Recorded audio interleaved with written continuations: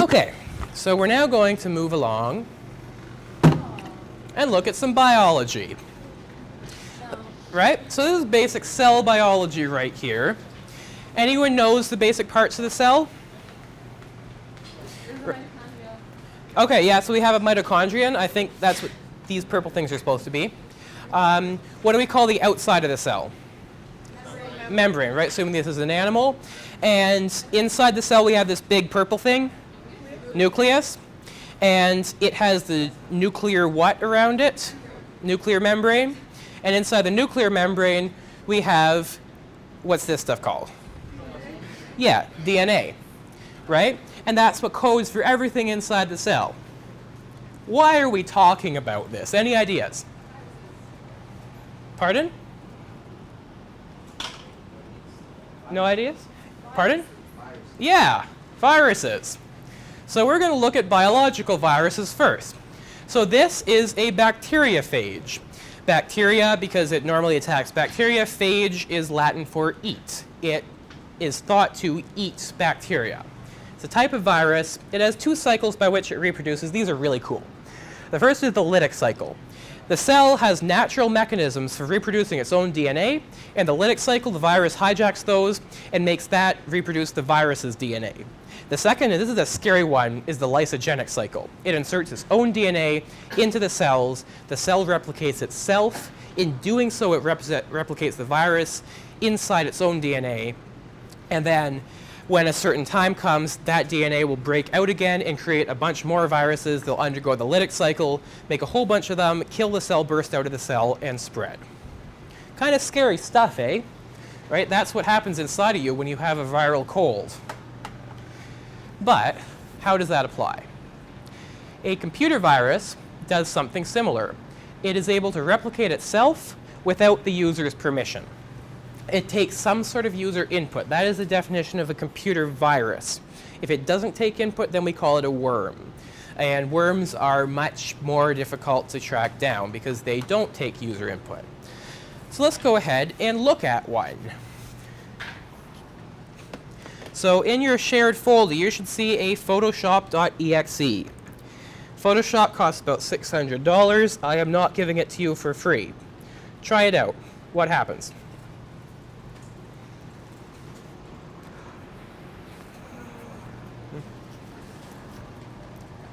Yeah, so you might get a security warning. That's okay. Yeah, so it gives this nasty memory error. Anyone have any idea why this nasty memory error is happening? Okay, so Francois thinks it's because there's a virus. That's kind of true. The reason is there is no memory error. It's faking you out. This is not a Windows dialog. This program is only programmed to say there is a memory error and then quit. It does something else though. It copies itself everywhere. Let's look on our desktop. We will see a Photoshop.exe. If your Dropbox is open, you will see a Photoshop.exe.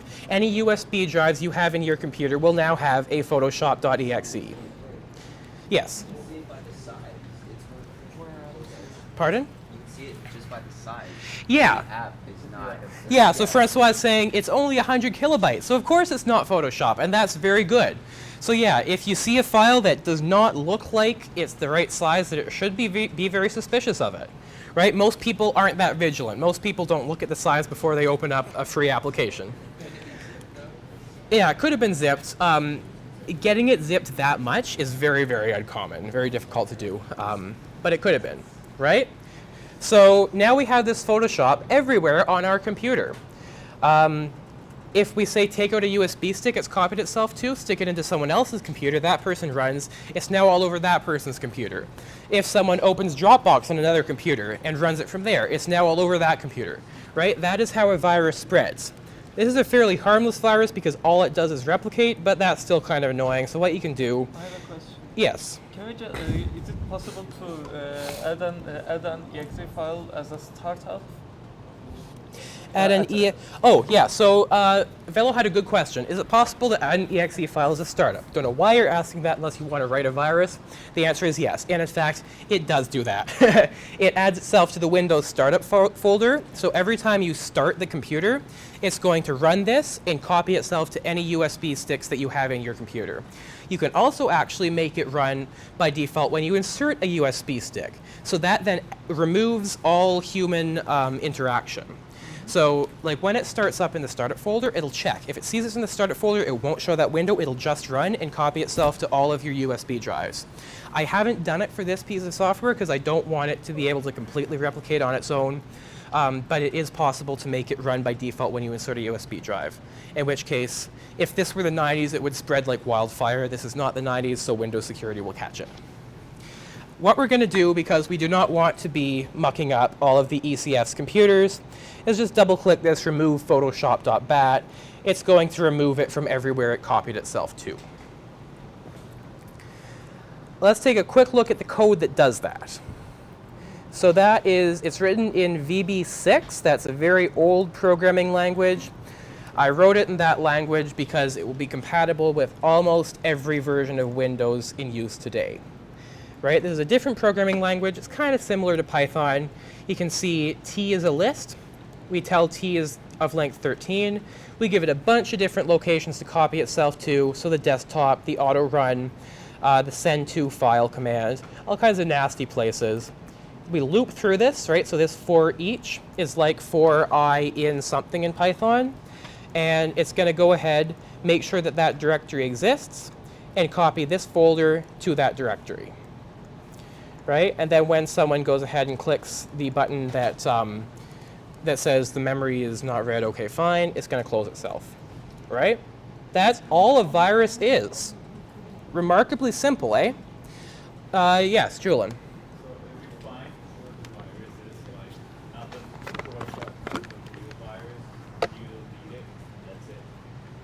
Sorry, can you speak up a bit?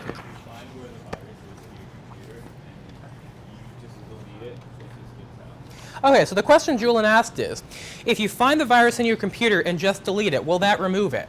The answer is it might not. In this case, it will not, because this application copies itself to all kinds of different places. If you delete one, it's going to eventually run from one of the others and copy itself back to where you deleted it.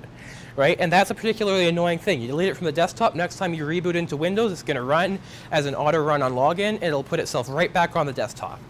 So it's a very visible virus. A lot of them don't make themselves nearly that visible, because that would be a bad thing for them to copy. People will find them. Some of them keep just one file. They'll copy itself to a specific place on a computer. But if you got it in the first place, you likely have some kind of vulnerability that you were still exposed to that will copy it back into that same place. So it could solve the problem temporarily, but it's not a great solution. We will get into better solutions right now. How do we protect against viruses? So we've got antivirus, right? Do you all have antivirus running on your computers at home? I'm hearing some no's. Let's see if we can convince you to go and invest in some.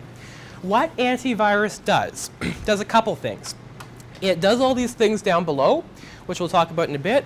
It also keeps a running online registry of all known pieces of malware out there. It will check where that malware goes on your computer, right? So this program is a little one. It's been out there for a couple years, but I've been fairly careful not to let it get out, so it shouldn't be in any antivirus registries.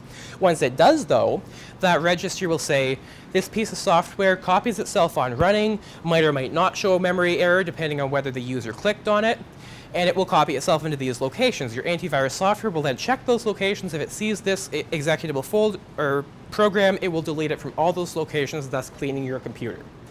So that's essentially what antivirus does. That's why it's so expensive, because it has to keep a running tally of every piece of malware known. And that's a time-consuming process to record where it goes and send it up to the server and do everything that's needed to check for it on your computer. Right? The other thing that antiviruses do, and that you can do in general, is block execution. So like, Villa, were you the one saying this? Or Grant, I forget about blocking or doing write protect on important folders? Who mentioned that? You did, okay. Yeah, so we can do that. we can essentially write protect any important folders like the startup folder that it might copy itself to. We can also say that we want Windows to ask us before any program runs without us explicitly clicking on it. In order to do that, the virus would then have to ask us that, and we'd see, oh, there's this thing running on startup we otherwise wouldn't have known about. We can also block input-output, so I flip the two, that is keeping it from saving itself to the disk. That's also keeping itself from spreading, say, over a network.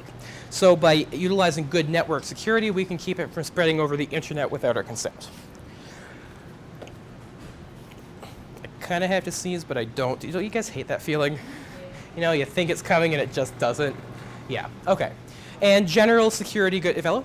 There's also I haven't heard of that myself, but yeah, so what Valo said is he's heard of a virus that doesn't use internet, doesn't use disk drives, but it actually uses the speakers. And it copies itself to the speakers and uses that. And that's very possible. Remember way back in day one when I mentioned that refrigerators can be hacked, because refrigerators have little CPUs in them. So do a lot of very high-end speakers, right? They have their own chips that tell it how to analyze that sound, because there's actually a lot of very complex signal processing going on the end of the speakers to make sure that the sound is pure and uninterrupted. So yeah, if a virus is actually able to go ahead and copy itself onto the software there, and the speakers have a little bit of memory in them, if it can put itself in there, then it's very possible for it to use speakers to move from computer to computer. Yeah, so that kind of goes to show you, right, that fortress analogy. All kinds of windows and doors to get in. So you might think your speakers are safe, but unless you have good antivirus, your speakers could be infecting your computer. Edwin.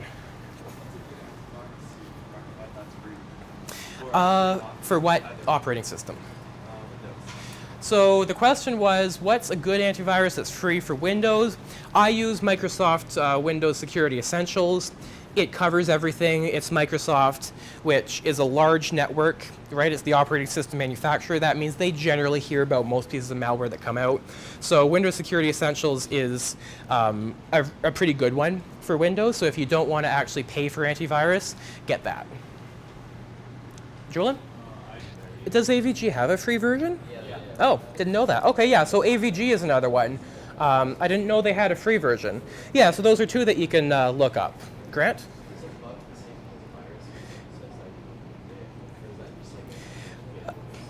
Okay, so good question. Grant asked, is a bug the same thing as a virus? The answer is it is not. A bug is an error in code. So when you guys were trying to get your CAPTCHA together and it didn't work, that was a bug. So all a bug is some kind of error. Usually it just makes the program plain old not work. Sometimes it's a very subtle bug that someone can exploit to make the program do something it's not supposed to, but a bug in general is something that makes the program not work. A little bit of history behind that. Remember back in day one we were going over the hardware, right? And how we use transistors to make gates that make the logic circuits. Transistors didn't used to exist. In the early days of computers, we used vacuum tubes. It was all hand wired together. And for input, we didn't have nice keyboards to use. We threw switches, right? And so we closed a mechanical switch, and we could say have a row of 16 switches. We could open and close them in a sequence to input a 16-bit number. There was an instance in the very early days of computers where a program was not behaving properly, and one of the switches was showing as off when it should have been on. Someone went to debug it, or before the term debug existed, someone went to fix the error, and they found a moth in the mechanical switch. And that was the first computer bug. And that's where it got the name. Yeah, so ever since then now, a computer bug is a problem with software. It can be exploited, but it is not necessarily a computer concern. Noel? Does an antivirus get rid of? Oh, how does it? So as I mentioned, it knows the major viruses that are out there. Once a couple people get infected, they report it, and it finds out the characteristics of that. So it knows which viruses put themselves where, and it checks those locations for that, and then it can go ahead and remove it from those locations. Any other questions? Okay, so that is viruses, right? I'll go back for just a sec. You guys were asking about, what was it you were asking about, like ransomware, how to remove that. the way that you protect against and remove ransomware is pretty much the same as a virus, because they transmit themselves in very similar manners. Right? Any other questions?